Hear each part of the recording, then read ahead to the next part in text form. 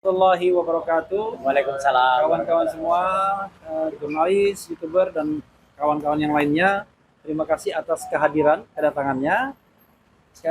Ini adalah press conference kita yang penting, karena kita mengajukan sebuah surat yang penting, yaitu harusnya kasus ini dihentikan penyidikannya karena dari awal sudah melanggar undang-undang, melanggar peraturan, jadi undang-undang dan peraturan di bawah undang-undang.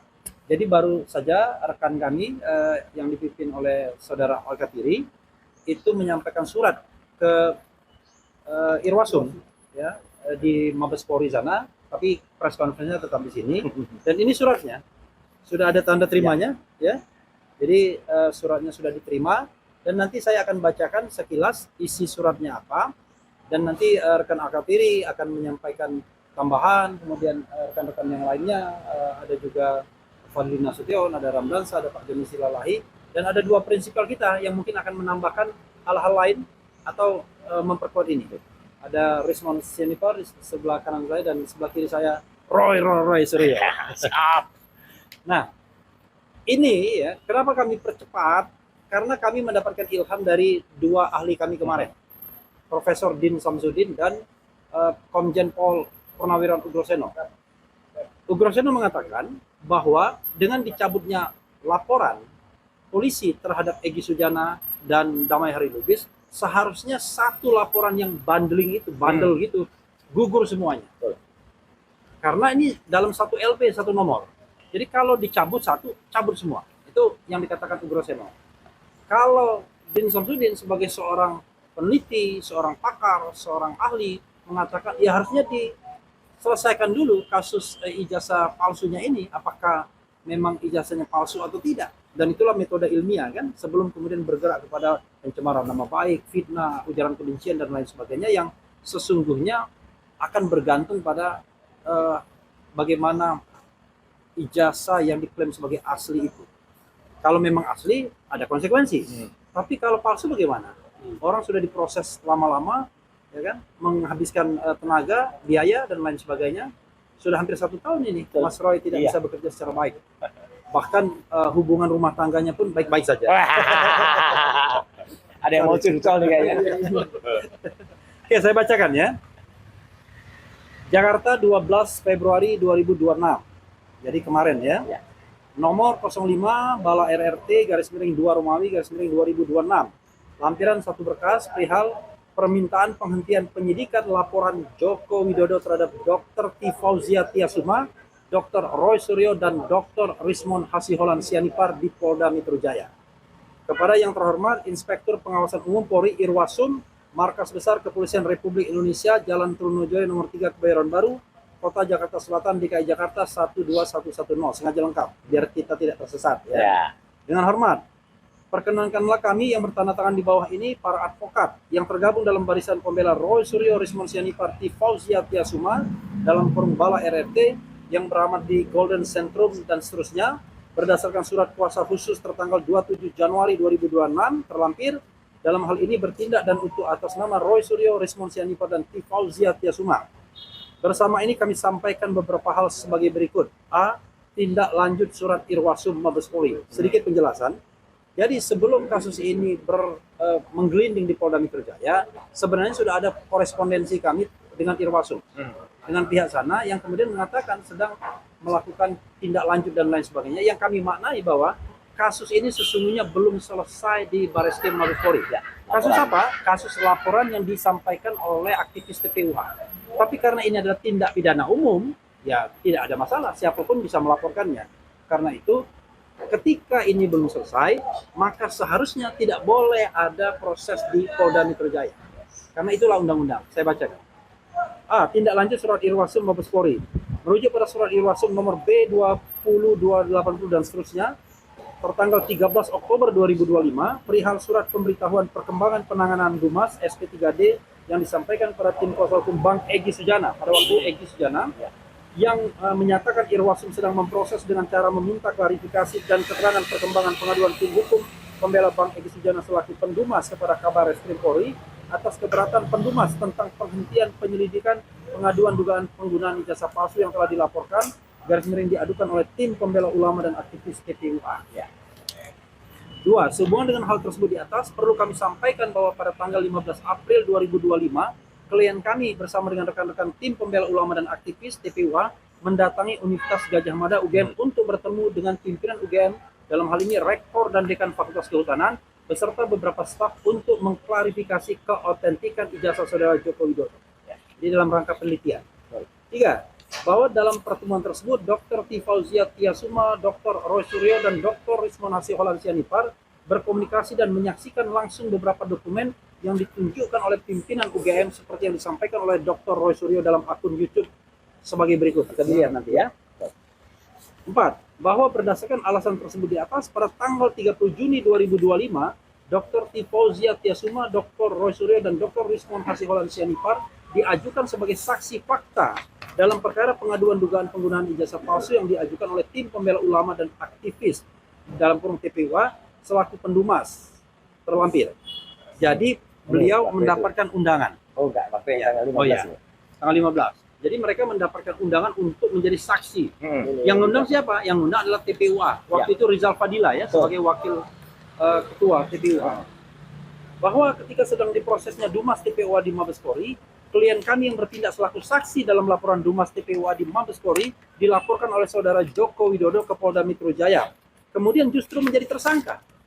Hal ini bertentangan dengan pasal 10 ayat 1. Ini undangannya. Nah, ini Semua ada undangannya buktinya. ya. Ada bukti ya. Semua itu ada bukti ya dari kami. Hal ini bertentangan dengan pasal 10 ayat 1 dan 2 Undang-Undang Nomor 31 Tahun 2014 tentang perubahan atas Undang-Undang Nomor 13 Tahun 2006 tentang perlindungan saksi dan korban yang menyebutkan 1. Ayat 1 ya. Saksi, korban, saksi pelaku dan atau pelapor tidak dapat dituntut secara hukum baik pidana maupun perdata atas kesaksian dan atau laporan yang akan, sedang atau telah diberikannya, kecuali kesaksian atau laporan tersebut diberikan tidak dengan itikat baik. Ya. Jadi ini itikat baik untuk transparansi bangsa ini.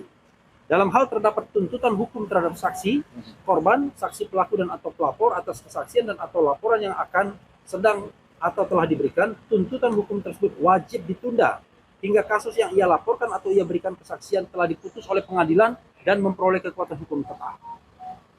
Jadi seharusnya Bareskrim memproses soal ijazah itu dan kemudian harus ada putusan yang berkekuatan hukum tetap untuk membuktikan apakah ijazah itu asli atau palsu. Dan bukan forumnya di Mas Roy, karena Mas Roy ini adalah forum pencemaran nama baik. Kemudian saya lompat mengenai konsekuensi. Itu tadi materi 1 ya. Nah, materi berikutnya adalah konsekuensi dicabutnya laporan polisi terhadap saudara Egy Sujana dan saudara Damai Hari Lubis adalah gugurnya laporan polisi secara keseluruhan terhadap para terlapor. Ini yang kemudian kami dapat ilham dari Komjen Pol Purnawirawan Ugroseno. Ya. Klien kami adalah saksi fakta sejak 30 Juni 2025 dalam perkara dugaan ijazah palsu di Mabes Polri. Secara doktrinal, penetapan tersangka terhadap saksi yang sedang memberikan keterangan mengenai objek perkara yang sama adalah bentuk intimidasi hukum atau legal intimidation.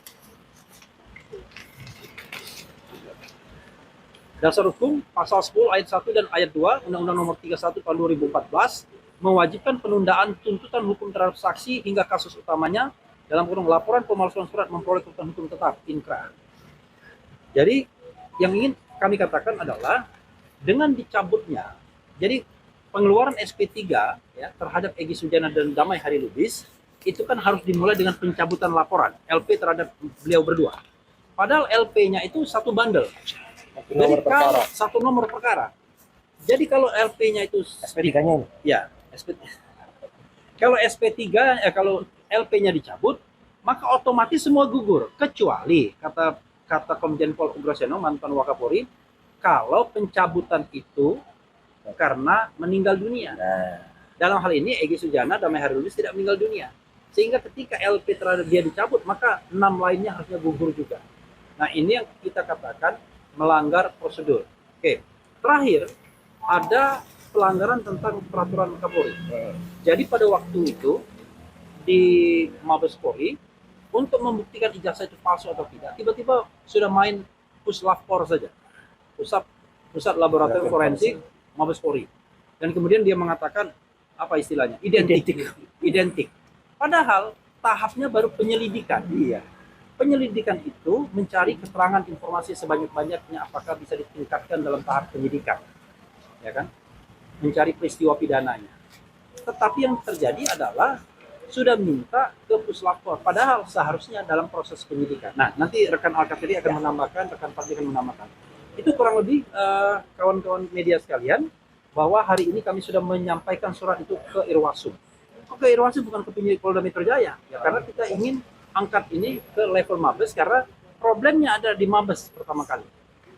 Lalu kemudian beruntut ke Polda Metro Jaya. Itu silakan kalau ada yang mau menambahkan. Salah satu dari prinsipal dari BNRT ya, Polres Toba itu mengajukan luar biasa apresiasi dan terima kasih ya kepada tim lawyer kita ya, yang luar biasa dirinya, luar biasa cermatnya berdasarkan pemeriksaan kemarin ahli kita yaitu Bapak Komjen Purnawirawan Yosino dan juga Profesor Dr. Bim Samsudin, dan juga kemarin ada juga Pak Ahmad Sobari, Dr.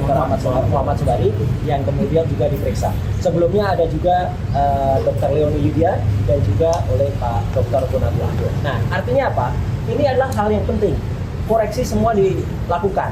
Karena sebagaimana diketahui, SP3 itu bentuknya adalah surat penghentian perkara, ya, tidak atau surat penghentian penyidikan itu perintah. Jadi artinya suratnya yang dicabut. Kalau suratnya dicabut, harusnya gambarnya bukan hanya dua tuyul di sini, tapi 8 tuyulnya, ya kan gitu. Tapi kan hanya ada 2, ini yang lucu. Jadi artinya nggak boleh, berarti suratnya salah, gitu ya. Yang lain protes. Tuyul, oh enggak, kita bukan tuyul. Jadi artinya itu yang harus dilakukan. Dan hari ini juga kami ingin mengaturkan juga apresiasi dan terima kasih kepada salah satu ahli kita, Dr. Leoni Yudia bersama kelompok Bonjowinya, yang juga sudah memperoleh bukan Bonjowi sama dengan Pak Dr. Munatua, hanya lebih lengkap. Jadi barusan tadi jam 11.45 tepat sebelum gugatan, komisioner di KIP, Komisi Informasi Pusat, sudah mengabulkan permintaan untuk membuka KPU, dan bukan hanya KPU Jakarta, tetapi juga KPU DKI dan juga KPU Surakarta, UGM untuk membuka semua data yang dihitamkan. Memang ada pengecualian. Pengecualiannya yang dilindungi secara pribadi, misalnya NIK atau nomor KTP, NPWP, dan juga nilai. Itu memang dikecualikan. Nggak apa-apa, itu memang dikecualikan. Tapi ini semua dibuka. Dan itu yang menarik banget. Artinya apa? Artinya alhamdulillah energi kita, vitamin kita, Bang Refli itu makin terbuka. Dan tadi ada statement bagus dari Pak. Nah ini, karena orangnya ada namanya ada di sini, saya sebut saja. Dari Pak Lukas Luarso. Ya, nah ini penulis 2 tuyul ketemu GP Frit ini dari Bonjowi. Dari Bonjowi. Dan itu nanti akan kita dorong oleh Balai RT atau tim, yaitu apa? Bila akan membuka misteri tahun 2015 yang waktu itu ada satgas yang semuanya dibentuk oleh pemerintahan Jokowi waktu itu, kecuali satu satgas yang tidak ditandatangani Jokowi, yaitu Satgas Pemberantasan Ijazah Palsu. Wah, jadi tim Jokowi, tim Bonjowi ya, itu akan membongkar itu semuanya. Jadi satu kata yang ingin kami sampaikan kepada orang yang masih ngeyel, ya, orang yang masih kemudian tidak mau menunjukkan kejujurannya, apalagi alhamdulillah ini hari Jumat yang sangat berkah, menyongsong bulan suci Ramadan, ya, minggu depan, maka sebaiknya satu kata saja. Apa? Tobatlah. Oh, tobat. Tobatlah. Ya, mumpung hari baik, dan nanti siang nanti ya teman-teman yang bisa bersama kita dari ARM akan menyelenggarakan acara munggah. Munggahan itu adalah salah satu step kita memasuki bulan suci Ramadan. Saya kira itu masih.